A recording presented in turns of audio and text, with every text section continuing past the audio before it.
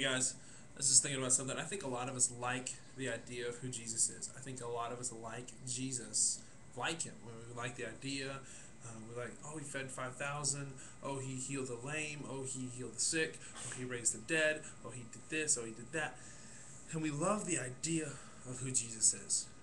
But when you really get down into this book and you read um, who Jesus is, what Jesus calls us to do, um, I don't think any of us are going to.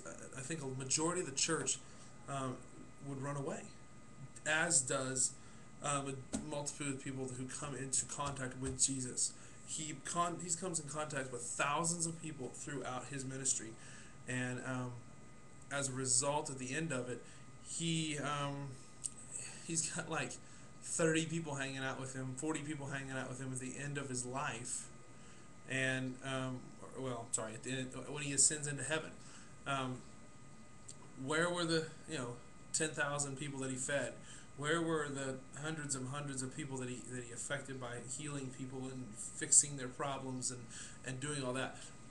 Whenever Jesus comes in contact with people in the Bible, he tends to push them away. Luke chapter 14 is an example of that. Um, love this. It says, "So therefore, any one of you who does not renounce all that you have cannot become my disciple." Salt is good. This is Luke chapter 14, verse 33, now 34. Salt is good, but if salt has lost its taste, how shall its saltiness be restored? Has no use for soil or for a manure pile.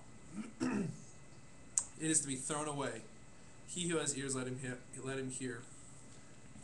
If you're not doing what Jesus has called you to do, and you're not being salt, and you're not giving up everything to follow him, then you're worthless. And in fact, Jesus goes as far to say that you're no good to be put out on the soil. You're not even good enough to be thrown on a poop pile. I mean, I don't know how else to blunt that. That's pretty blunt. You're not even good enough to be thrown on a manure pile. That's insane. So like I said, I think we love the idea of Jesus, but when we look at what Jesus calls us to do, a lot of people run away from that. So that's my thought for the day. Read Luke chapter 14 and study that today. Thanks.